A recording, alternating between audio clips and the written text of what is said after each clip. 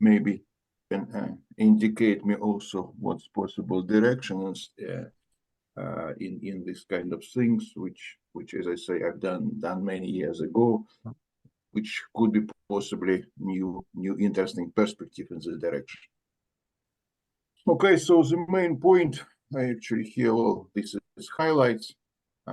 In the talk I said about manifolds, but it's not only manifolds. Actually, the main point was for me to get the asymptotics of diffusions such that their main term of asymptotics is the one which can be obtained from the Gaussian approximation. And so, first of all, in the talk, I also introduced the Gaussian classification of Gaussian diffusions. It's a very old result, Morelli. So my idea was really to build the non-Gaussian diffusions with this kind of asymptotics, and in other way also I was interested in asymptotics where you can write all the expansion fully, so of the amplitude and phase. And mostly people are interested in the asymptotics with small time, small distances, long time, but there is also one direction of research related to the small diffusion asymptotics. So when we have small parameter, the diffusion coefficient, and see the expansion with respect to the small diffusion parameter. So I eventually started with the small diffusion asymptotics, and then developed, and in fact, in the model which I'm proposing, small diffusion and small time asymptotics are basically the same. And then, well, yes, I will speak about this invariant stuff. So we consider invariant diffusions of Kolmogorov type on manifolds, where you have somehow non-degenerate diffusion part related to the contingent spaces and some kind of first order operator with respect to the position coordinate. These systems are natural extensions of very famous asymptotics of, say, Brownian motion and non-degenerate diffusion on manifolds. And if we consider these kind of things, and as in non-degenerate case, also in this degenerate case, we have the expansion of traces, which reflects the geometry of this space. Also, directly, I'd like, as usual, that please interrupt me if you have any questions. I'm happy to answer directly, so you don't have to wait till the end if something is unclear or you want me to make some things more precise. So please do interrupt me whenever you feel appropriate. Okay, so I'll start with this preliminary. As I say, this is Morel. This paper, I suppose, about 40 years ago. I made some kind of classification in their style, stressing the link with Young schemes. Somehow I was very much excited at the time that the classification of the group representation enters here the classification of Gaussian diffusion. Yeah, so anyway, this is kind of several preliminary slides. We consider the diffusion of this kind. You see, this reflects the Gaussian situation. We have here second order operator with constant matrix and drift, which is linear in position. So this is the operator, and the corresponding diffusion equation is of this kind, written here in coordinate with usual Einstein summation assumed. The most standard, of course, situation is when G is non-degenerate, but we are interested actually in other story. So we are interested in the situation where matrix G is degenerate, but nevertheless the heat kernel or green function or transition probability are given by smooth functions.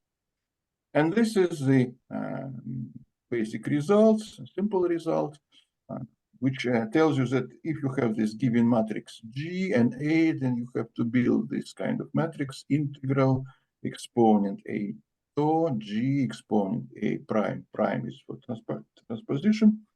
And then if this matrix is non-singular, then the kernel transition probability or green function, all these three terms of the same thing, is given in this way. So we have smooth transition probability for the corresponding process. And it's, of course, Gaussian. Yeah, it is quadratic in X. And in fact, this Gaussian diffusion has smooth transition probability. In fact, if and only if this matrix E is non-degenerate. Okay, so now a bit about the classification. You see, this classification is important for me because afterwards I will build non-Gaussian diffusions, but the asymptotics, the main term of the asymptotics will be the same as for this Gaussian stuff. So now, if L is degenerate, we assume that the rank of matrix G is K, and therefore we can choose the coordinate where the last coordinate just gives us the Laplacian operator in parameter Y, which are the last m minus n coordinates of X, and we will denote them Y, and the remaining X. So we have therefore here, we can represent L general by choosing appropriate coordinate as Laplacian with respect to some coordinate Y, some part of coordinate, let's say so, yeah, and some first order operator. This first order operator, I can write it in general form. We have now two coordinates X and Y. So these are all combinations between X and Y.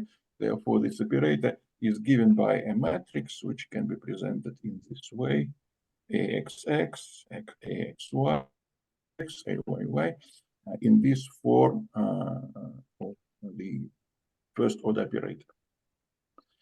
And now how the classification appears. So we built this space H0, which obtained from Y applying AX to Y, and then recursively the spaces HM by this formula, we just applying AX to the previous space and adding it. Yeah. Well, in coordinate, this HM are the subspaces generated by the columns of this matrix. So now eventually this procedure stopped here because our dimension is finite. So there exists some minimal M such that we are not getting anything new by this procedure. And in fact, this M is in what can be called the rank of the degeneracy. And we can build this classifying Young scheme. I recall that Young scheme is a sequence of decreasing integers. Here we'll have sequence of m plus 2 numbers, integers. The m plus 1 number is dimension of Y. And then we will go first to H0, then the difference between HY and H0, HM and HM minus 1. And in fact, this sequence of this number, in fact, classifies you this Gaussian diffusion. And in fact, for each of this Young scheme, we can build certain special coordinates in which this Gaussian transition density will have more or less explicit form, at least its first order expansion in T. So that's, for example, the formulas are rather lengthy, in fact, yeah. But so I will not give them in detail, but just example that if we'll take Young scheme of this number 3 to 1, then this will be the zero order asymptotics with respect to time T of this matrix E. Remember, is the one which enters the formula for the transition probability. So you can get here some kind of pattern T, here will T squared, T cube, but here will be they are a bit spoiled. You have to multiply also by some powers of 2. But anyway, there are general formula for this thing, but they are written, but I do not want to use this lengthy formulas. So this is 3 to 1 is reflects that we have here these 3 blocks. Okay, so this kind of preliminary. Now we'll move to the main part. So my approach to the study of this degenerate diffusion was inspired by my previous work to also together with Maslov, a famous Russian mathematician, died in the last year, on the asymptotics related first to the Schrödinger equation and then to diffusion equation, the asymptotics and the theory which he called tunal asymptotics. Okay, so the idea is to build the approximate green function or transition probability by means of some version of the WKB method, and then use this approximation in conjunction with the standard parametrix approach to get the form of the exact transition probability.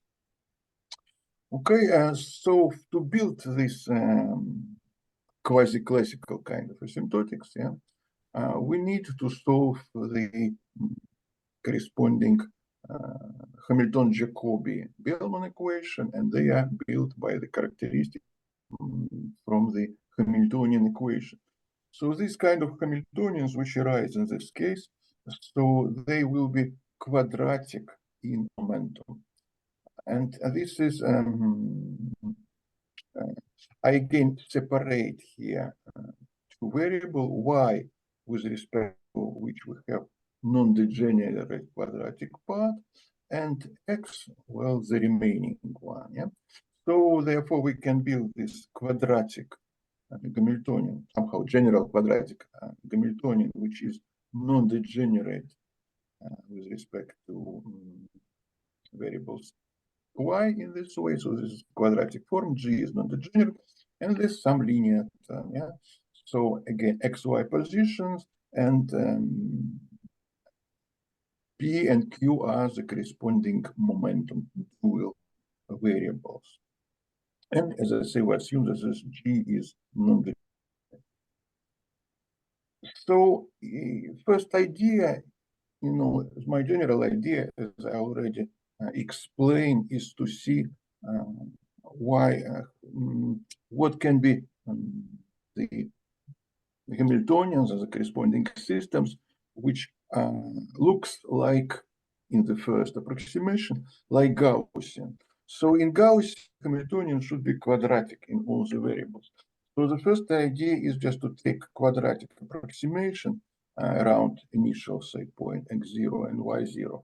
Well, so it turns out, nevertheless, that if you just take arbitrary Hamiltonian and take this quadratic approximation, then what you get will be completely different with what should be for the original. And in fact, the main kind of my definition was, I called them regular Hamiltonians. So this as the kind of quadratic form such that their behavior is somehow quantitatively and qualitatively the same as their Gaussian approximation. So what there is, for example, is which shows you the Gaussian quadratic approximation gives you a different story. So if you take here fy, say y is y squared, then you see that the Hamiltonian system just will not have any solution to the boundary value problem for arbitrary numbers. And what we have in this Gaussian approximation, we have that, in fact, the boundary value problem can be solved. But okay, this slide is possibly not so important. Let us move to the constructive part. Okay, so as you see, my class of these regular Hamiltonians is related to the Young schemes of the corresponding Gaussian approximation. I will mostly speak about the simplest Young scheme, which contains just two numbers, and then give extensions, possibly with less details, to the more general case. Because formulas are rather not so easy, especially to grasp them directly from the top. So let me first start with the regularity of the first rank, and first rank means that my scheme consists really just of two numbers. So these are these regular Hamiltonians. Yeah, so again we have xy, we have quad q is the momentum of the random of the variable y.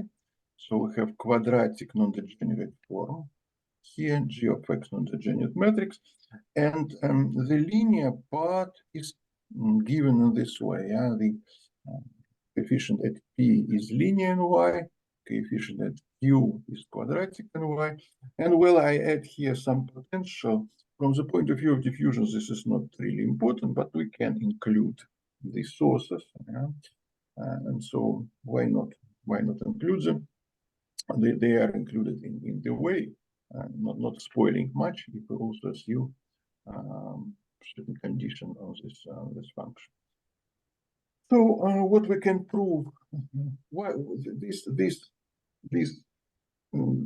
you see, I'm always trying to get the results which are similar to the non-degenerate case. And here we can prove the analog of Annales theorem. Remember, this is famous theorem from the old calculus of variation, when we have a non-degenerate Hamiltonian with bounded coefficient, then we have a solution of the boundary value problem for any 2 points can be connected by a minimal curve, which means minimal means that what is here calculus of variation. Let me remind you that if we have Hamiltonian, if we'll take the Legendre transform with respect to variable PQ, then we have function which we call Lagrangian, and to this Lagrangian there corresponds the problem of calculus of variation. And well, the Annales theorem says that quadratic in momentum, non-degenerate quadratic in momentum Hamiltonian, the corresponding problem of calculus variation have solution between any 2 points, and moreover, it is unique for small times. And this theorem which we can prove here, analog of Annales theorem, it's not obvious. I mean, it's not an easy stuff. That really between any 2 points we have a minimal curve for the corresponding problem of calculus variation, and the solution is unique for small time. Now, to this Hamiltonian system, there corresponds the action. So along the minimizing curve, which we call also characteristics for the corresponding Hamiltonian. Along this curve, we define the function which is called the action as a standard form from Newton mechanics, yeah, px dot minus Hamiltonian. And if the boundary value problem is solvable, yeah, between point x0 and x, then we can build what we call 2-point function, yeah, which will be the sigma, and p0 is just chosen in such a way that in time t, this characteristic will join the point x0 with the point x. And in fact, this s will enter as the main term in our asymptotic of the diffusions. So just an example, I suppose specialist in Kolmogorov diffusion recognizes this formula. Well, just has additional coefficients arising the way I have built this thing, but recognize, of course, as t cubed, t squared, t, yeah. So this is a form of this 2-point function, which can be constructed from this first rank regular Hamiltonian. It can be also written in this explicitly positive form, and as you can imagine, this thing will enter into the form of the exponential part of the asymptotic. So this was the Hamiltonian regular of the first kind of rank, when we have just 2 numbers in the Young scheme. So that's now the general definition. If we have any scheme, and to this scheme there corresponds certain Gaussian diffusion. And I built kind of generalization, which I called regular Hamiltonian, and it is built in the following way. Well, I defined the degrees, and again, I suppose nowadays the degrees are used already somehow routinely in this same way. So we prescribe degree L to the variable XL, which arising from this thing.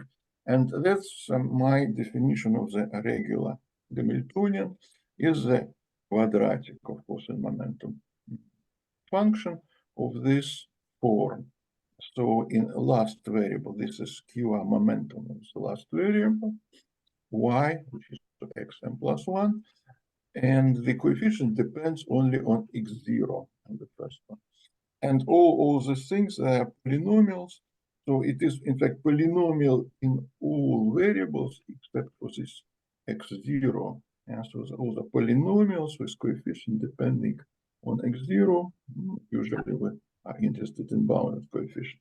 Yeah, so that's how this is built. Yeah, so this m degree of this Ri. Yeah, so,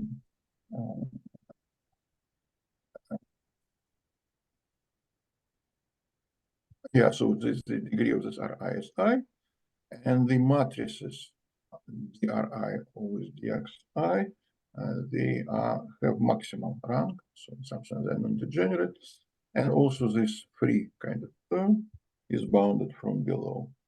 And usually in all the in justification on all the results, we assume that the coefficients, I recall this, they all depend only on x0.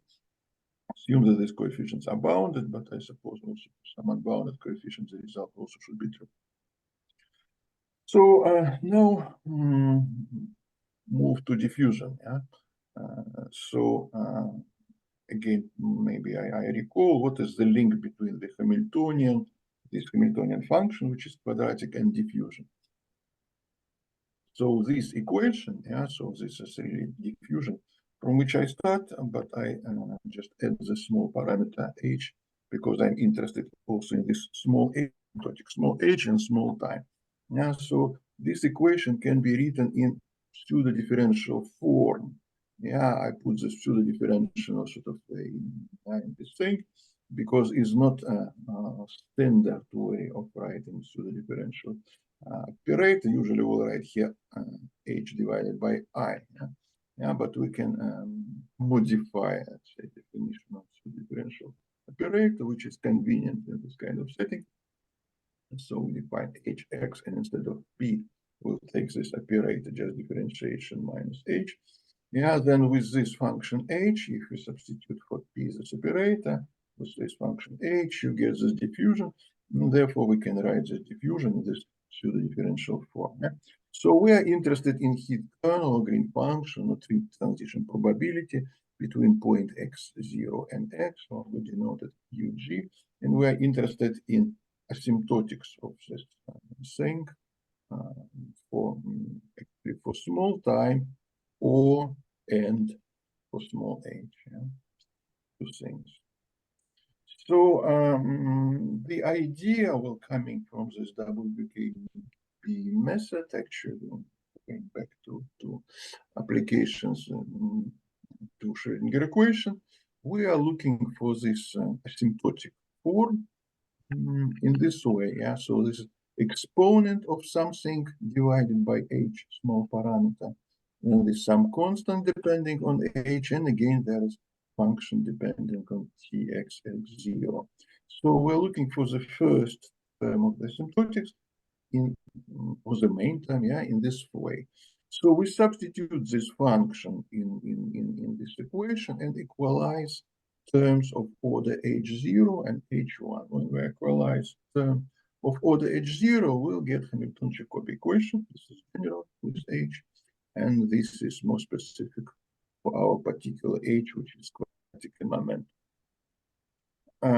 So therefore, this S should be the solution of the Hamilton-Jacobi equation. And well, one can ask which one, yeah? And it turns out that the natural the solution which we have to take is really this two-point function, which we built well previously from the solution of the boundary value problem for the Hamiltonian function. Okay, now if we compare the terms coefficients of h, then we'll get transport equation. Okay, this is some lengthy equation, possibly not if you see, if you're not used to this kind of thing, that's not so important. But the form is important, is that it is linear. Pi over x, pi is linear. Since it's linear, it somehow can have the yeah.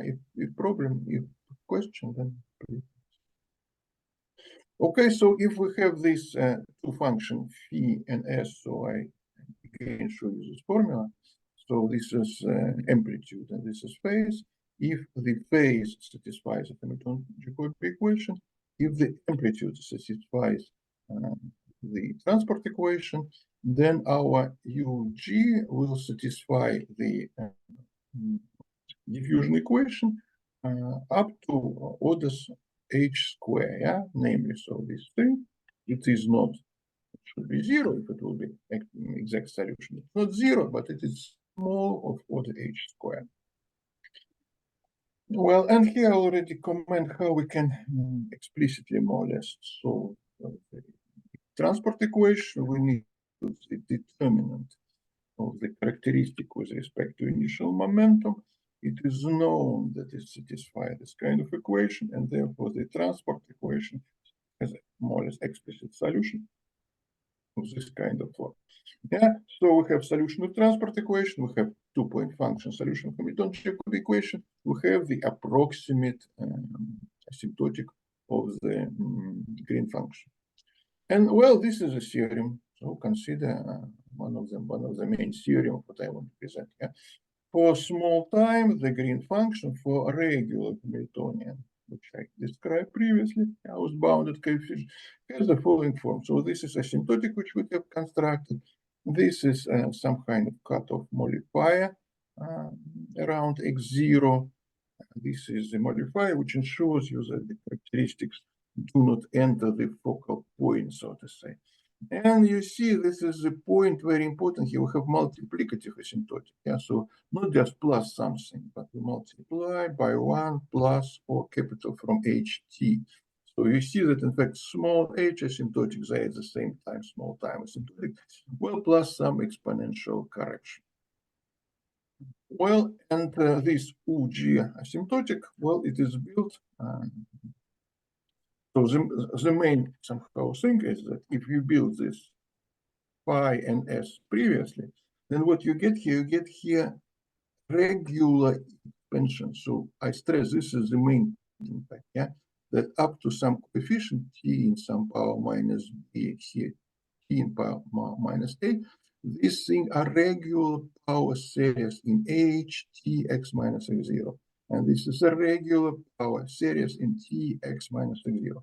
And the main term, quadratic here, yeah, is the same as the corresponding Gaussian approximation, which we obtain by taking the quadratic approximation for the Hamiltonian around the point x0. And now the global small diffusion, we have global asymptotics, which can be written as an integral. And this integral is really needed to include the cases of so-called focal point, yeah. But if we consider the points which are regular, it means that Tx are not focal for x0, yeah, it means that there's only one minimizing curve connecting x0 and x in time t, and this is in fact open dense set in a manifold. Yeah, then around this point we have this expansion which was written previously. Now already for finite t, yeah, and like the previous, so we had small t. This is already any finite t, and this is already just small h asymptotic. Okay, so this is kind of first part, general about this general regular Hamiltonians. So I again summarize that the idea was to give some class of degenerate diffusion such that their first which has two properties. First of all, it can be written in this way: amplitude space with regular expansion. And second property is that the main term of the asymptotics coincide with the corresponding Gaussian approximation. Okay, now let us move to the second part, really to diffusions on manifold. So let me talk now about, again, diffusions of regular of the first rank. Yeah, so we have some coordinate along which we have non-degenerate path, and we naturally consider this on the cotangent bundle to the Riemannian manifold. So y is the coordinate in the cotangent space, x is the coordinate on the manifold. So we have non-degenerate second order with respect to this cotangent space, and linear path with respect to, again, y and x. So I have now written previously already. Yeah, this is the same formula. This is regular first rank. Yeah, the main point again that first derivative with respect to y, it has the coordinate quadratic in y. Respect to x is linear in y. So the natural question is when this operator is invariant. Really. Okay.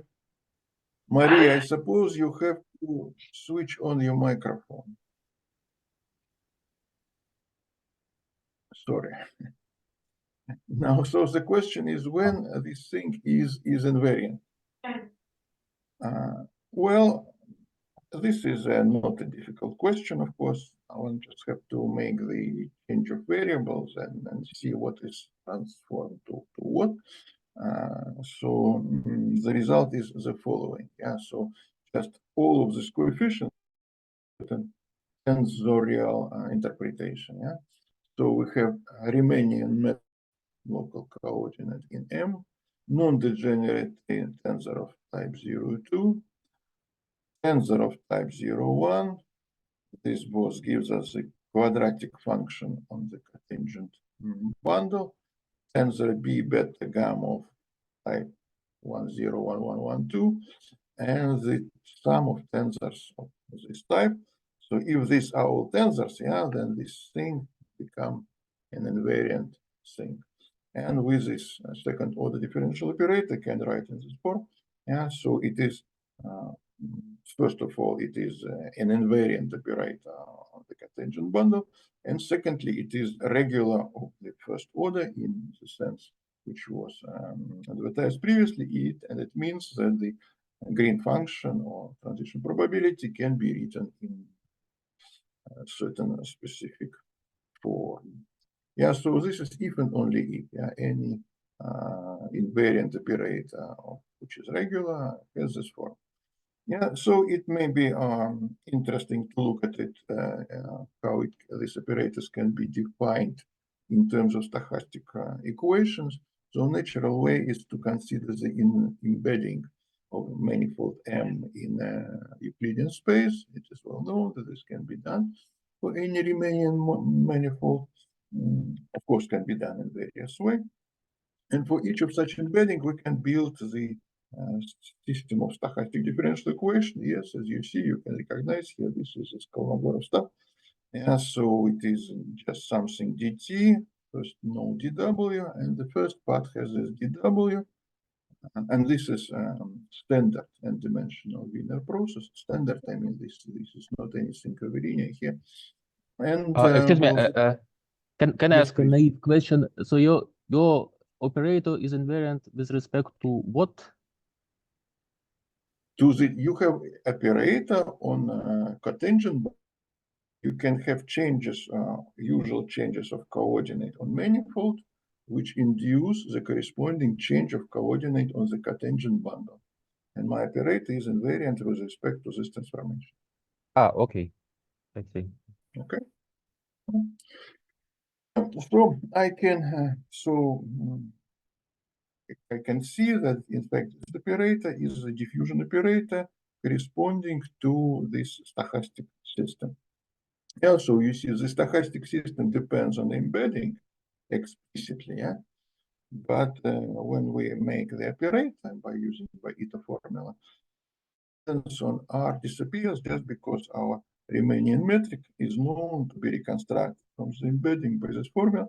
So if we apply eta formula to this thing and this geometric formula, then we'll get the corresponding diffusion operator in this kind already independent of this embedding. Anyway, for particular case, again, this is well-known classical Ornstein-Uhlenbeck process. So this is classical version. And here we can consider very natural extension here, this curvilinear version on a manifold. Yeah. So what is now natural geometrically? So the most, of course, deterministic system on cotangent bundle is the geodesic flow. So geodesic flow on the cotangent bundle can be constructed from the function f, which is this quadratic in momentum. G is the inverse function to the Riemannian metric, and so without this thing, yeah, this system would be the system of the geodesic flow on cotangent bundle. Now we add this part arising from the embedding and from stochastic version. So with this part, we get this stochastic flow, and it is in fact the system which is gives us a diffusion, invariant diffusion, which is also regular from the point of view which I explained. And we corresponding to this, we can write down explicitly the Hamiltonian and explicitly this invariant operator. Yeah, so this is second order operator of the cotangent bundle. So why this thing is of interest? Well, you see that here everything depends only on the Riemannian structure. One can think that this is degenerate, in some sense, degenerate analog of the Brownian motion on the Riemannian metric.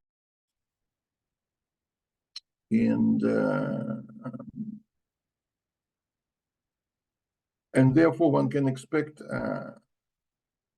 yes, so what I wanted to say that when we have non-degenerate diffusion, there was quite a lot of activity studying the expansions of transition probability density in heat kernel for Brownian motion on manifold. And there were interesting results saying that if you take, well, there are lots of different expansions, but which, I mean, it was impressive, at least for me in some point, and there quite a lot of work, that if you take the trace of the transition probability, then it has expansion in small time with coefficients which are some geometric invariants of Riemannian manifold. So here my idea was that this is analog, this is degenerate analog, yeah. But the point is that everything is also depends very naturally on geometry and on nothing else. Yeah?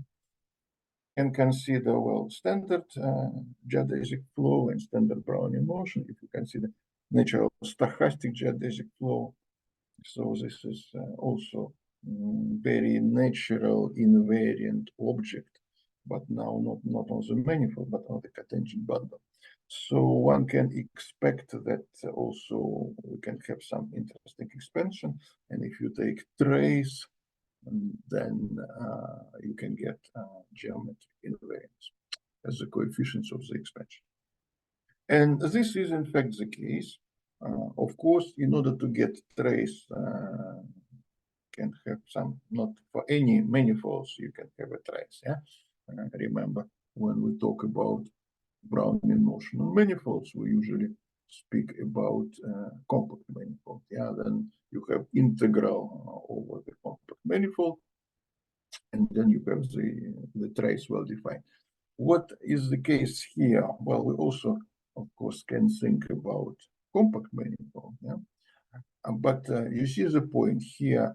We have not integration will be not over the compact manifold. but integration will be over the cotangent bundle, which is not compact anyway. Locally, this is kind of manifold multiplied by the unbounded Euclidean space. But nevertheless, here it turns out, and I will show you the result, it turns out that in fact we have this expansion and the trace is well defined. So even though we integrate compact manifold, but because we have Gaussian type of behavior for large momentum, then this Gaussian part allows you to integrate over the cotangent space, and of course integration over the manifold can be carried out due to the compactness. Well, so this is the geometric story. If we have the compact manifold and the trace of the resolving operator of our stochastic geodesic flow, which is just, of course, the integration of bundle. Well, so first of all, it exists, and there is the expansion.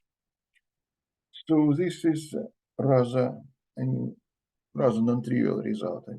I spent quite a lot of time calculating this coefficient, because you really have to exploit geometry to write all the solution of the boundary value problem, two-point function, write accurately all these expansions, and the calculations are much more extensive than when you do it for non-degenerate case. No, it's clear why, because you have just twice as much variables, and the solution of boundary value problems is much more complicated. And there are several tricks which allows you to make corresponding expansions. I'm not showing you this because this is somehow general talk, which I just wanted to explain a bit the main result. To do all these details will take quite a lot of additional time. So anyway, you obtain, and just doing all the steps which I explained, the solution of Newton-Jacobi equation, solution of the transport equation, all these expansions explicitly, and then do the integration, and you get the same. Okay, and then actually, can you show this again? So just a little bit reminds something like mixed volumes, or it's what is mixed? Not well. Okay, if you consider volume of two, so just the back volume of two bodies, you have such kind of expansions.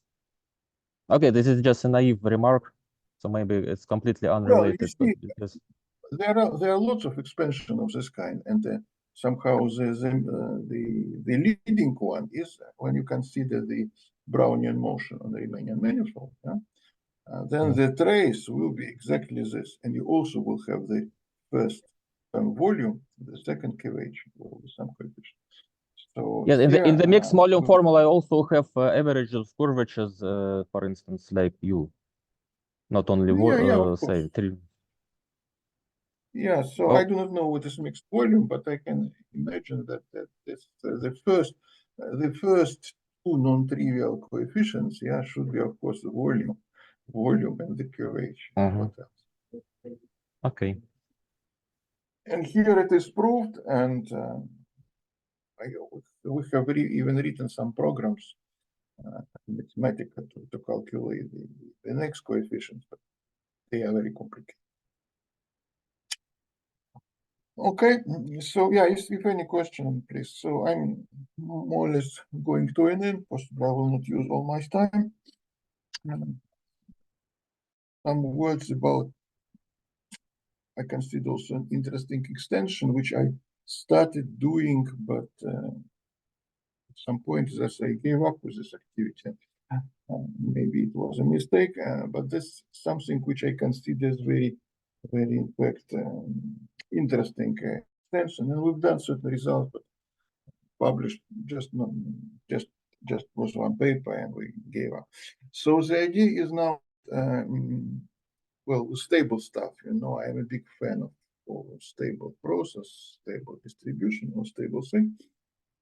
So in this geometric thing, which I have considered, we have the non-degenerate diffusion part along the cotangent space. So of course it is very natural to consider along the cotangent space, to consider the stable diffusion, some kind of fractional Laplacian. So if we're asking what is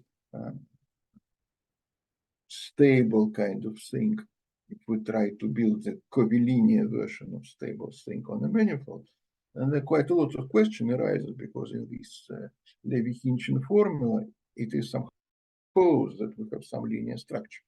And here, if we consider this stable part really along the cotangent space, and it is linear space, and it's very natural to build this non-degenerate, possibly fractional Laplacian and along the space, and the same kind of first order operator with respect to the position of the manifold.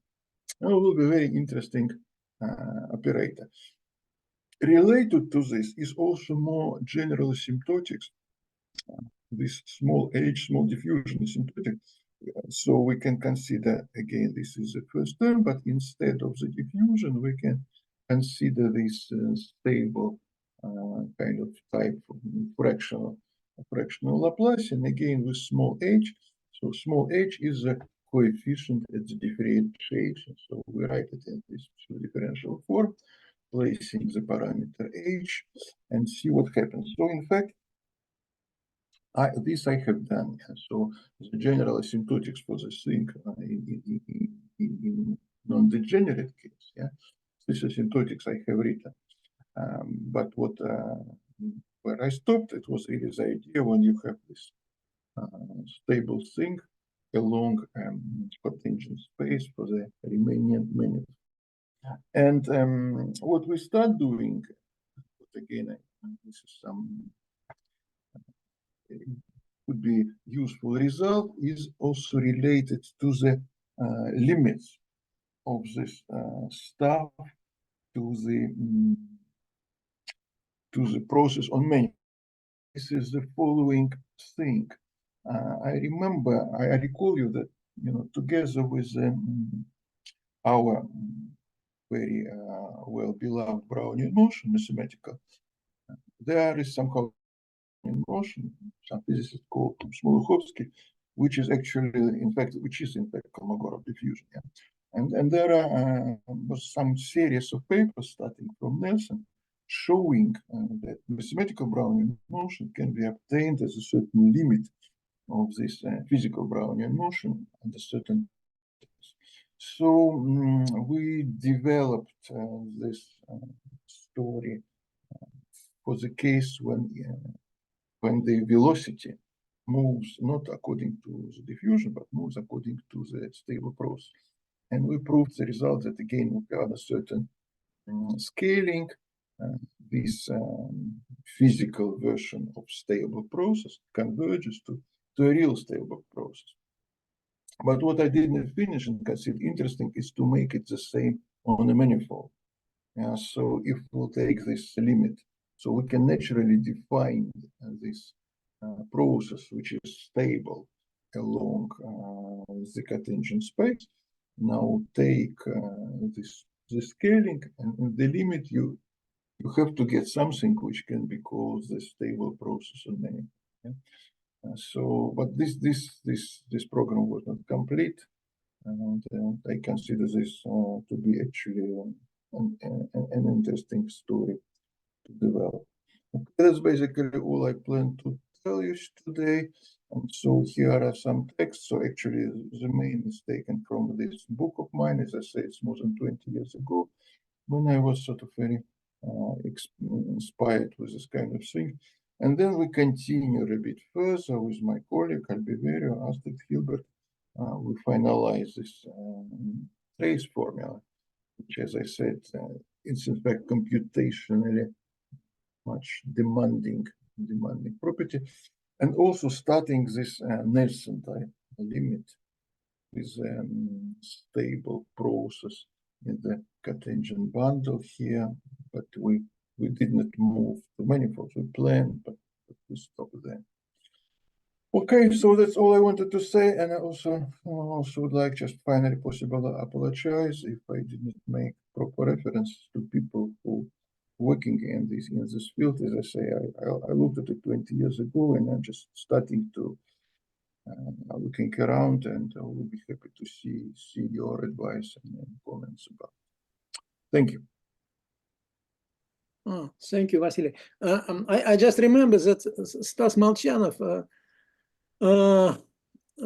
many years ago also talked about physical Brownian motion, and have you discussed with them maybe this point of these things? Because but not on manifolds, but in clear space, of course. But he insisted that real Brownian motion is a physical Brownian motion, and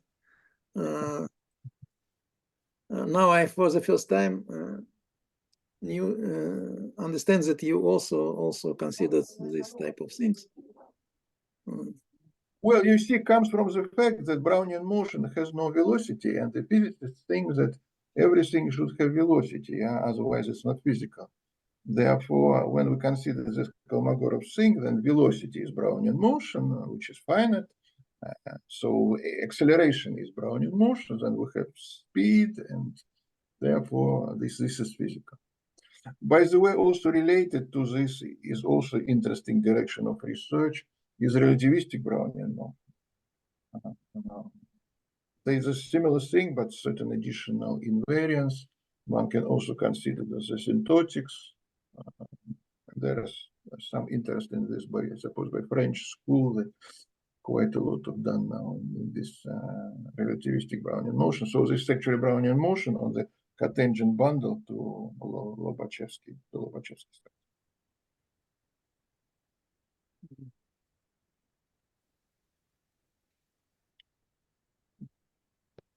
So may I ask you just general question? So you so what is your requirement from what you ask from manifold? So it's just usually compact manifold, or yes, compact Riemannian manifold, nothing more. So you don't assume anything special about, I don't know, topology or metric structure of manifolds, or maybe no. Okay. No, just closed. Yeah, I don't consider any boundary. Yeah, so closed, compact, smooth Riemannian manifold. Is that orientation? Orientation, yes, there should be orientation. But this I really am not sure whether this is important or not. This I don't remember. But well, let's say with orientation. Okay. Yeah, you have a first term depending on the volume. If it's not compact, it's not. It's yeah, not precise. For compact is important.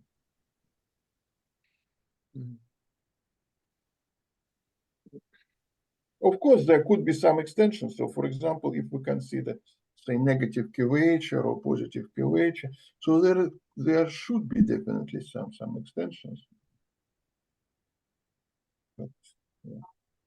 What is done is for compacting.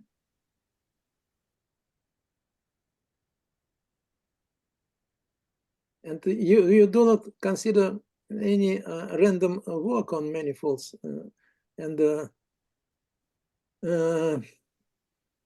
well, it is random something work. like transport processes on Riemannian manifolds. This is random, yeah. This is random. This is random geodesic flow. This is random diffusion on the cotangent bundle. I mean, some random work with decreasing step, which is discrete approximation. Okay, no, I did not consider in this setting. I didn't consider any discrete approximation. But of course, they are very natural. One can take you this scalar kind of stuff saying, and they are very natural to build here because we have explicit stochastic equations here. So it's very easy from this equation here. It's very easy to build them. And then, of course, one can prove the convergence and rates, but nothing is done. I have not done anything. It's very natural to build this, to prove these convergences for random walk approximation.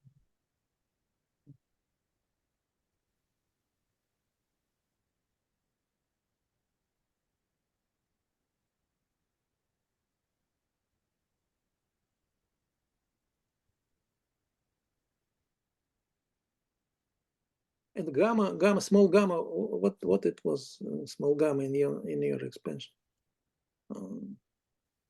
G is a Riemann metric, but also you use some gamma. Gamma, no gamma. No, before gamma ij in your representation. Gamma. This is Yes, in gamma. general case. This is just the quadratic part at dt. So for my theory to work, the coefficient at dt should be quadratic in y. So in this Hamiltonian, stochastic Hamiltonian, it is just 0. So it just doesn't appear in the formula for trace. Yeah, because you see here just exists. All this quadratic part just disappears in the stochastic geodesic flow. But it can be, and this will be then contribute to asymptotics as well. One can look at traces.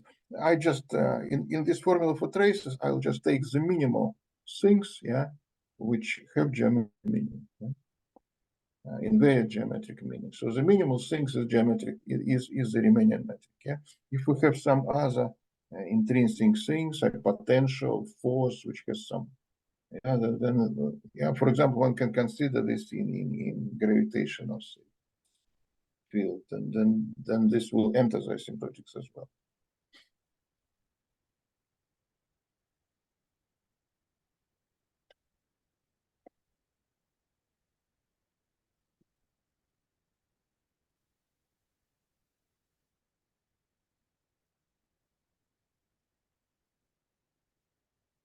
Okay, thank you. We can discuss in a private manner other things maybe. Okay. General impression we have now.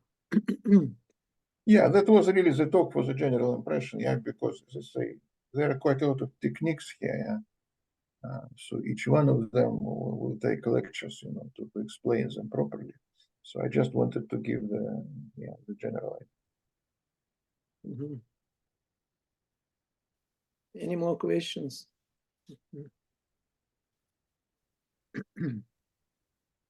Yeah, may I just ask you maybe a stupid question? Is there some boundary condition in your dynamic with the position? Well, here, no boundary condition. Yes. You could eventually add some such boundary condition in your models? No. Okay. No boundary condition. I mean, this would be a very natural development, but as long as was done here and presented in the talk, there's no boundary condition. Okay, thank you very much. Thank you.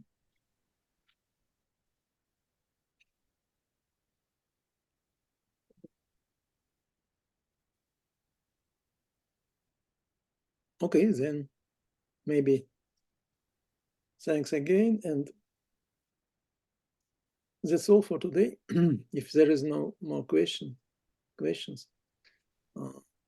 Okay, then we're leaving here. Thank you. Thank you. Thank you. Александр Викторович, мы хотели что-то поговорить, нет, потом? Или уже расхотели? Ну,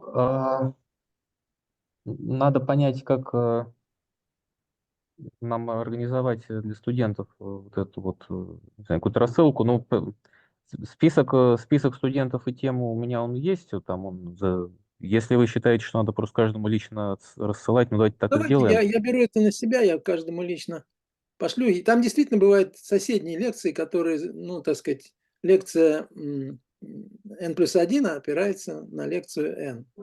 Тогда я обе эти подберу, я посмотрю. Если она замкнута в себе, тогда одну.